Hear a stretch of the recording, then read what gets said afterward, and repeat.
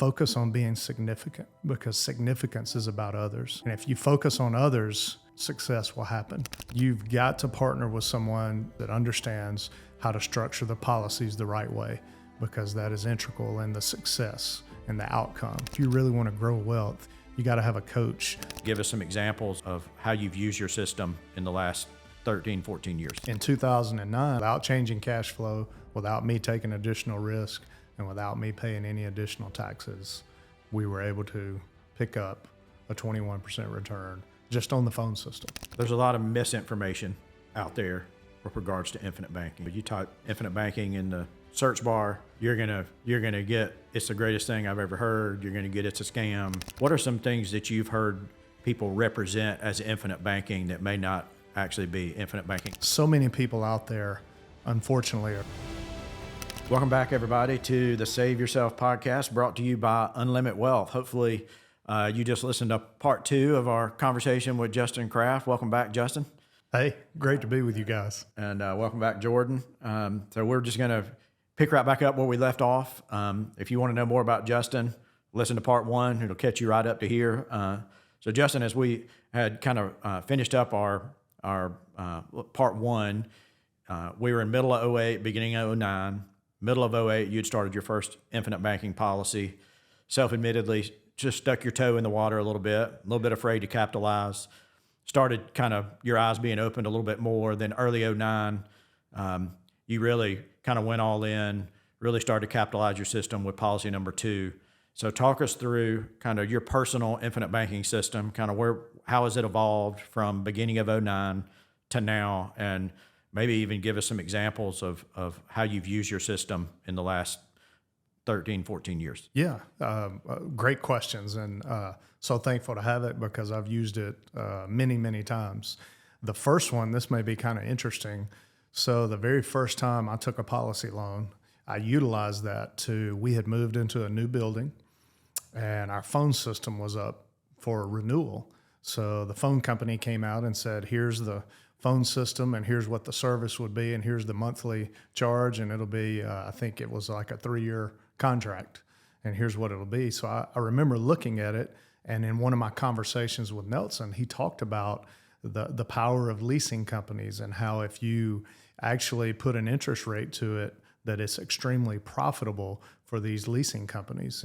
And so I said, well, I wonder why they're leasing me the phone system, because it was basically a 3-year lease with a dollar buyout at the end. So basically I'm just paying for it over 3 years. So I looked at it and did some figuring, as they say in Lower Alabama.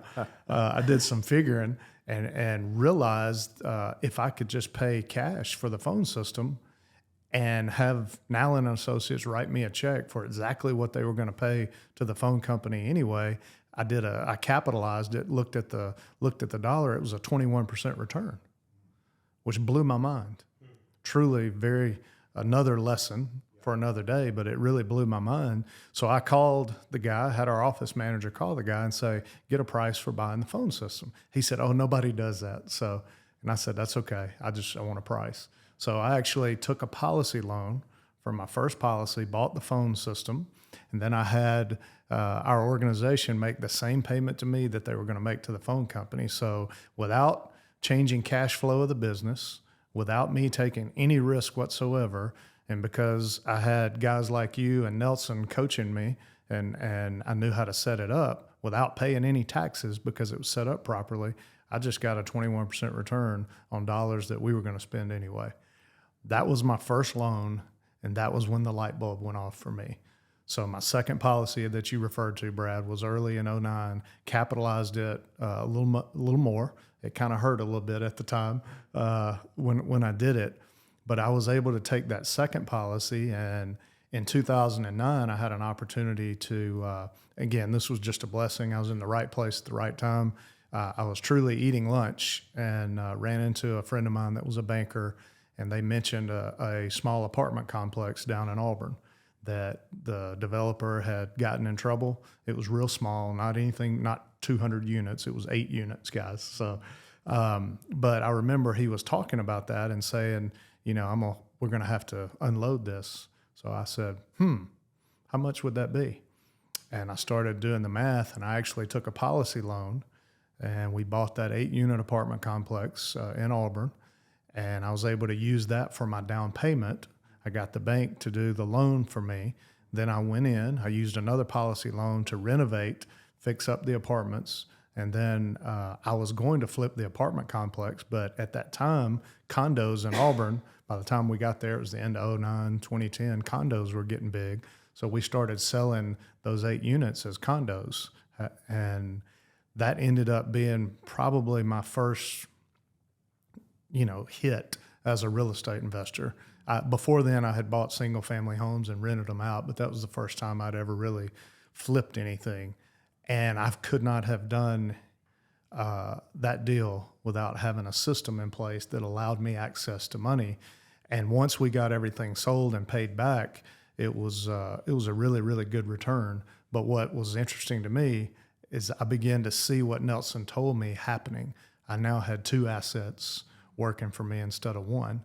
And I had done all that. I still had the phone system paying me back. I still had the 8-unit apartment complex that we had flipped into condos. So now I had done all that, and my policy was growing up. Granted, it wasn't get rich quick, but my policy was growing steadily every day, every week, every month that I had it. And I realized then that everything Nelson said in his book was absolutely 100% truth. And my passion for that began to increase, and I started implementing that and trying to educate my clients. When we sat down for a review or we sat down to do a financial plan, I wanted them to understand the practical application of how becoming your own banker could not only protect them, but actually help them leverage their savings into something greater than they ever thought it could be. Justin, I want to go back to that phone example. Yeah. Because I think it's real important that the listener catches what you said there. I'm going to re-say a couple things, but I just want you to make sure I'm saying it back to you correctly. So you didn't do anything different from a cash flow perspective, either personally or business-wise, than you would have done had you never met Nelson Nash, right? Cash flow was basically exactly the same. And like you said, without taking any additional risk, the business had to have the phone system. You became the bank for the business. You, the individual, Justin Kraft, became the bank for the business of Nowlin and Associates, right? Loaned the money to Nowlin and Associates to buy the phone system outright. Nowlin and Associates had the same cash flow to you personally as it would have had it just leased the phone system.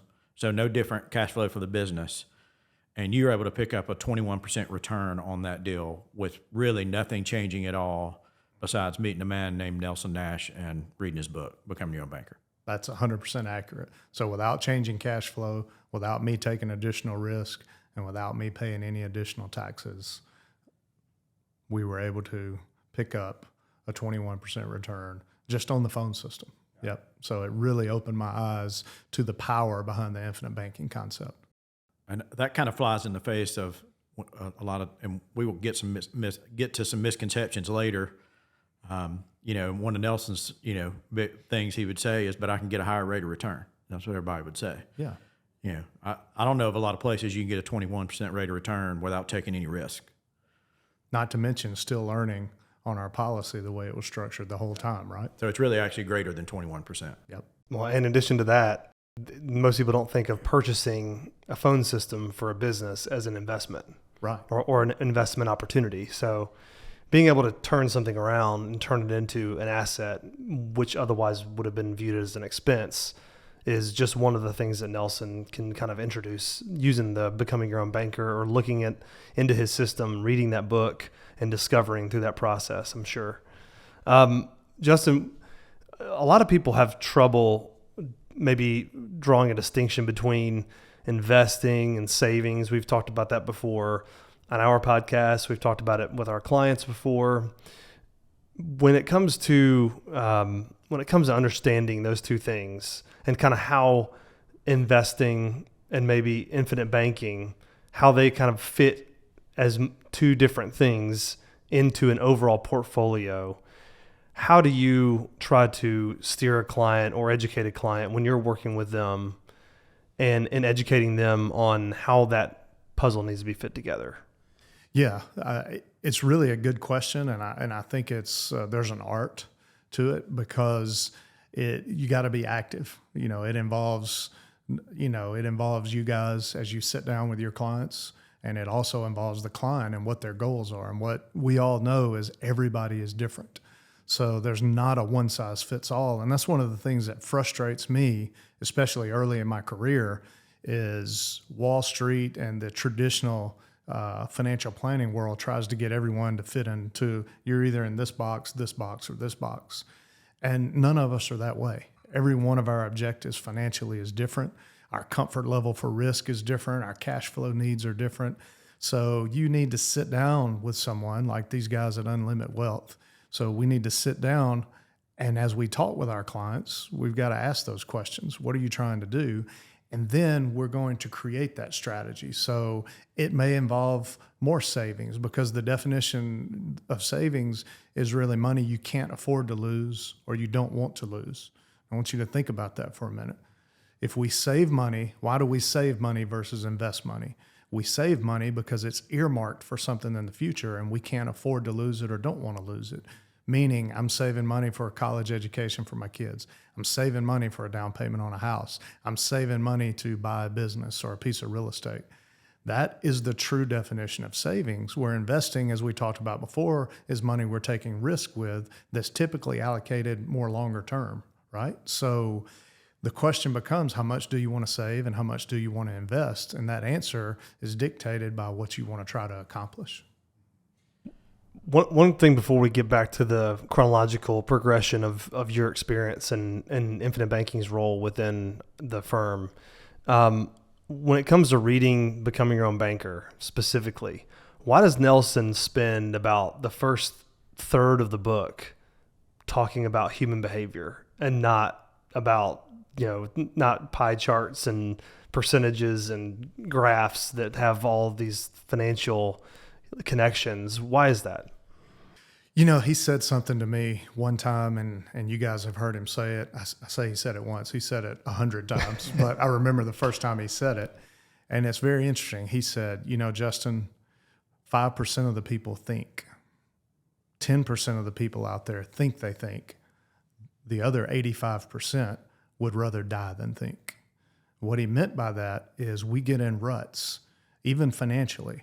So part of his book is identifying, page 17 in his book talks about what Nelson describes as the problem. And here's what that means is we're out here trying to save or invest 5, 6, 7 cents on the dollar, but the other 95 cents on the dollar is flowing through our pocket and getting paid to other people in the form of interest over the course of their lifetime to finance the cars they drive, the houses they live in, the lifestyle, the educations. And so we're trying to figure out, hey, move your money to me. This is the traditional financial advising world, and I'll take more risk with that 4, 5, 6% that you're saving and try to get you a higher rate of return. But we're ignoring the other 95 cents that are passing through our pocket and being transferred out to others unknowingly sometimes. But the good news is what Nelson told us is unnecessarily. So if we could focus and create a system, to your point, Jordan, where we don't have to take more risk and we pay attention to that cash flow, if I could just redirect a few percentage points, a few pennies on the dollar back to our savings column, then our savings column just grew by definition, just like the phone system. Yeah. I redirected 21 cents out of every dollar to my savings column, right? So my savings just grew by definition. So now I have more to do the next thing with. I didn't lower my lifestyle, which is what financial planning, I didn't fit in a certain hole that said, hey, buy this aggressive fund and take a little more risk to try to get a higher return. No, I redirected dollars. And so Nelson talks about the first third of the book is how we think and then how we react to what we think. He calls them the human characteristics. And I think that's really refreshing and enlightening because that is the truth. We have to change our thinking in order to recognize opportunities, in order to get out of that ditch and go a different direction than those other 85%. Mm-hmm. So Justin, obviously infinite banking or becoming your own banker, that strategy is not a fit for 100% of the people, right? There's no strategy that's a fit for 100% of the people, right? But where you've seen it fit in with your clients, obviously you have you have clients from all walks of life, like we all do. You have some retirees, you have some people in the middle of their careers, you have W-2 employees, you have business owners, you have real estate investors. They all have different needs, wants, kind of across that scope. Kind of give us an idea of when you're looking at a client's overall portfolio. Obviously, there's bucket strategies, and they're let's say they're a middle-aged 45 to 55-year-old, and they're starting to think about retirement, so they need to make sure that they're accumulating enough for that, but also they want to have their assets allocated correctly, so they're not taking too much risk. Kind of, where have you seen some scenarios where infinite banking has fit in for some of those clients of yours? Yeah, I've seen it as simple, Brad, as someone getting started in their career and they just want to save some money in a place and then use it to maybe buy their next car. As simple as that, where they can redirect all the interest they were going to pay to XYZ Bank, redirect some of that back to their own system and have control of that for themselves. By doing that, that lowers their risk, right? Their cash flow, and they're saving money. And then I've seen as high as people that are in a higher net worth bracket that are have really been successful in accumulating wealth, and they have looked for a place to park money as what I call a safe money alternative or a bond alternative, where they're really looking for the attributes that we talked about in that first episode of partnering with an insurance company to buy their bonds in a more efficient way, to buy it in a tax-free manner when structured properly, and to be able to do it and have a guarantee as a floor as opposed to a ceiling, right? So they can take their safe money, park it in a place where they know it'll never go down in value, contractually in writing. They get the growth along with an insurance company who's the best in the world at buying bonds because they buy so many of them in bulk, and they get to do it in a tax advantage manner. Well, that becomes very, very appealing to someone in that tax bracket that may be later in life and is still accumulating wealth or maybe trying to preserve wealth. And so everywhere in between. But I think the one thing that everybody has in common, and I don't know if we even know this in the beginning, but we all have this in common, is we want peace of mind with our dollars. And I have never seen a process that could bring peace of mind to clients like the infinite banking concept. And Brad, I remember Nelson would sit in our office and he would sit across the table from where we would all sit, and he'd have his cup of coffee, and it could be the worst day the stock market seen. And I'd have to come in and we were talking about what happened in the market, and he would just take a sip and say, my account went up today. Yeah. All 45 of them or whatever it was, however many whole life policies he had. Yeah.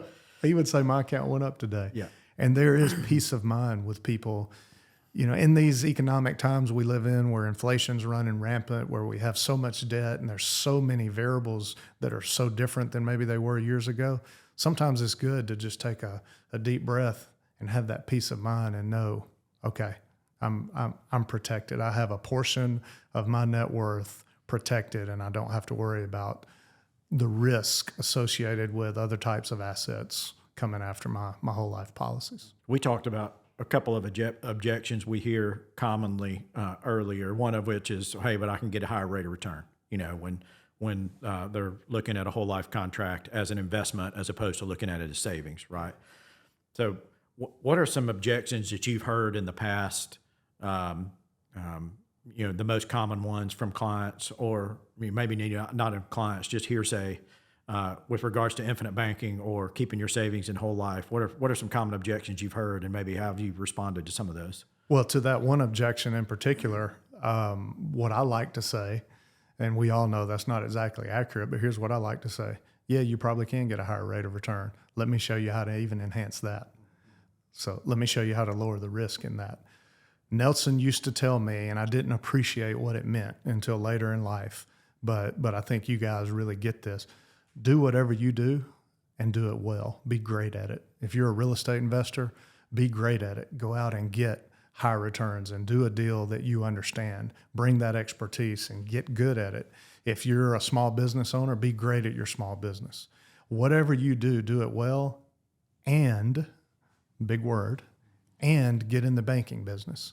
and the banking business will only enhance everything that you're doing. And the thing that I want people to understand out there that you guys do such a great job educating on the website is don't think of it as an or. This is not, I'm going to put my money in a infinite banking policy, or I'm going to invest in the market, or I'm going to invest in real estate, or I'm going to pay off debt. It's and. And when you start thinking about it as and, it changes the whole dynamic, because we all want to minimize expenses. We've been taught that, and that's the truth. But what do we want to do with assets? We want to maximize them, right? So the word and means it goes along with. It magnifies it, it enhances it. And that's what infinite banking done the right way with the right coach, when you implement it the proper way, it becomes an and asset to help you enhance your rates of return, not decrease them. You need to just wrap it up. Actually, I wanted to kind of talk through one more thing. So, there's a lot of misinformation out there with regards to infinite banking. You type infinite banking in the search bar, you're gonna get it's the greatest thing I've ever heard. You're gonna get it's a scam, and you're gonna get everything in between. From the group of people that would kind of be proponents of infinite banking, maybe with people trying to do similar things to what we're doing, but maybe giving like not accurate information or false information. Like what are some things that you've heard people represent as infinite banking that may not actually be infinite banking as Nelson Nash thought of it? Well, there's so much. Let me talk broadly, and then we'll kind of narrow it down. But so many people out there, unfortunately, are selling a product. And as we know, when any idea comes along, it gets changed, and people recognize opportunities. So there are a lot of people out there selling this as a product. And what Nelson says on the first page of his book, and we talk about all the time, and you got the reason this podcast and this Unlimit Wealth exists is to educate people on a wealth building process. And there's a big difference between a process and selling a product, because anybody can sell a product. But the idea is how do we make this process part of our financial plan? And so I think at a high level, that's the first step, is understanding what the motivation is from the person that is delivering the message. And if it is about a product and it's all about a product, that's never how Nelson intended this. This is about the process of creating and preserving wealth for yourself and becoming an owner. And so I've heard so many things, Brad, like, different types of products. Nelson will tell you again on the first page of his book that a mutual whole life insurance company, a mutual company with a properly structured whole life product, is the most advantageous way to do infinite banking. Now, we all know, and I want your listeners to know, we can do the idea of infinite banking with a money market. It just doesn't have all the characteristics. Could we do it with a different type of life insurance product? We could, but it doesn't have all the benefits, and it opens you up to more risk. And so I just ask people all the time, if we want to put a preservation saving strategy to work in our family, and we want to put it to work for our business, then don't we want to get all the benefits that we possibly can? Why would we want to expose that to additional risk when we're trying to create an and asset, as I call it, trying to create something to enhance our investments? So, you can talk about variable life. You can talk about IUL, which is a type of universal life. You can talk about all these different types of products and policies, but the truth is they just don't give you all the efficiency and all the benefits that a properly structured whole life policy with a mutual company will give you. Because at the end of the day, what Nelson's teaching every one of us and has taught us is how to think like an owner versus think like a customer. And if you go buy a product and you're not an owner, then guess what? You have missed the whole reason the book was written. So thinking like an owner, understanding that you participate in the profits of a mutual company, I think those are really, really big. And that's probably one of the biggest things that I see out there, Brad. Yeah. And that's, like you said, that's why Unlimit Wealth even exists, right? Because we saw that misinformation out there, and being part of Nowlin Wealth Management, investment firm, full financial planning firm, the compliance arm, would prefer it to be a separate entity doing this education as opposed to trying to do it under the Nowlin Wealth Management banner. And so the separate arm or entity is Unlimit Wealth. And that's why we're here to educate, and it's our goal to educate it exactly like Nelson would hope we educated. If he was still with us, I would hope that he would say we said anything wrong or did anything wrong, but we would correct it if he did. Absolutely. Yeah. I think Nelson would be extremely proud.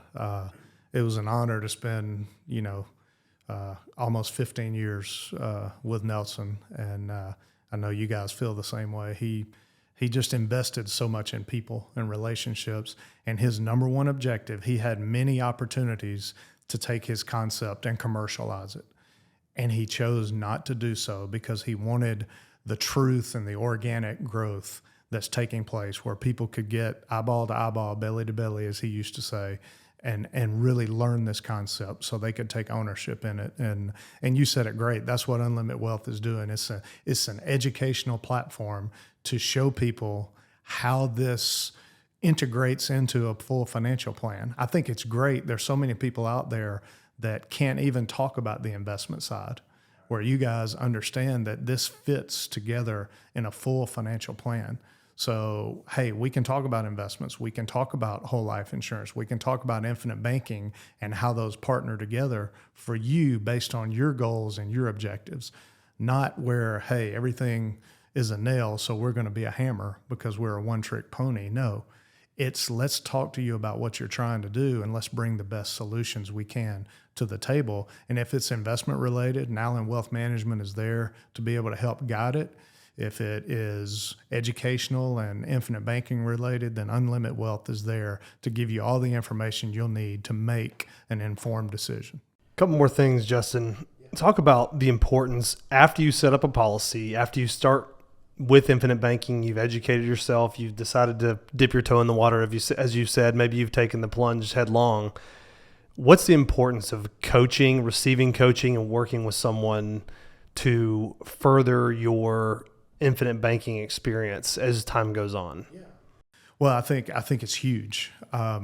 You've got to partner with someone first and foremost that understands how to structure the policies the right way, because that is integral in the success and the outcome.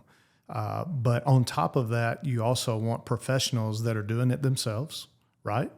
That are utilizing it. So when I sit with clients, just like I know you guys do, I talk about my policies and I talk about how I've used them and examples of where I'm using them. And even one of the best ideas that I ever got, I actually got from a client as we were in a meeting when he was talking about ways that he wanted to use the policy. So having that community and being able to share and have a coach, I think is huge. I mean, I have sit down with you guys, we all work together, and some of the best lessons I've ever learned have come from you guys, just Jordan, you and Brad and Mike and John, being able to sit down and discuss, hey, here's some different strategies, here's different ideas, here's a way to do it, here's a way to capitalize another policy as I grow my system. That's just been invaluable. So Jordan, I think it's, number one, you got to implement it the right way. But number two, if you really want to grow wealth, you got to have a coach that has walked the walk and can not only talk the talk, but walk the walk, and has been in the shoes and go and can help lead you where you want to go. Okay, 30 seconds. Yeah. Best Nelson Nash story. He spent a lot of time with you. You spent a lot of time with him. Yeah. He spent a lot of time in our office. What's the one that just comes to mind? That was the one that stands out. There's a ton of funny stories, and I know that's probably what you're wanting, but You're not going to tell the weed eater story. if I know Nelson, that was close. That was number two. Yeah. We'll have to bring you back for another episode on that. For the weed eater. Yep. The last time that I saw Nelson, so this is our last conversation before he went into surgery. I know your listeners know he passed away after having heart surgery at age 87, but he was going into surgery, and I said, Nelson, how does it feel to know you've impacted hundreds of thousands of people? And if we do our job the right way, hopefully millions one day, how does that make you feel? And he looked at me and he said, Justin, and again, this Nelson's faith, as you guys know, was so important to him. He said, Justin, you know that Jesus is the light of the world? I said, yes, sir, I believe that. He said, well, isn't it just pretty awesome that every now and then he allows us to be a small reflection of that light? He said, so that's how it makes me feel. Man, that's so cool. Yeah. And that was our last conversation. And I've never forgotten that story, and I never will. Well, that's a good note to end on. And as we part, Justin, we always like to end with our closing question. It ties in perfectly to that, I think. So if you could think back to Justin of 15, 20 years ago, how would that Justin have defined success? And how would the Justin sitting here today in 2024 maybe define success a little differently? Well, I think a lot of people would be this way. 20 years ago, or 25 years ago, I graduated college, and I had a list of about 8 things that were goals that I wanted to accomplish. And I've checked 7 of those 8, and I say this, I'm a little ashamed to say it, because every one of those were things I wanted to do or financial goals that I had. And only one of them had to do with what really, really matters. And I hadn't quite accomplished that one yet, but we're going to work on it. But what I would say today is that, people define, anytime you're asked about success, it's always about you. It's a selfish answer most times. And John Maxwell said this 3 years ago. He said, focus on being significant, because significance is about others. And that's what Nelson was. Nelson focused on others and investing in others. And if you focus on others and you work to become significant, success will happen. But success, by definition, is all about you. Significance is about others. So every time you take a step, just try to impact others. And we hadn't done the best job at it, but today I would certainly try. My goals in the future would be more about trying to impact others. And then, if you help enough people get what they want, maybe good things will happen for you. Yeah. Thank you, Justin. Yeah, thank you guys. This was fun. Awesome. Well, for Jordan Cole and Justin Kraft, I'm Brad Lowe. Thanks for listening to the Save Yourself podcast, brought to you by Unlimit Wealth.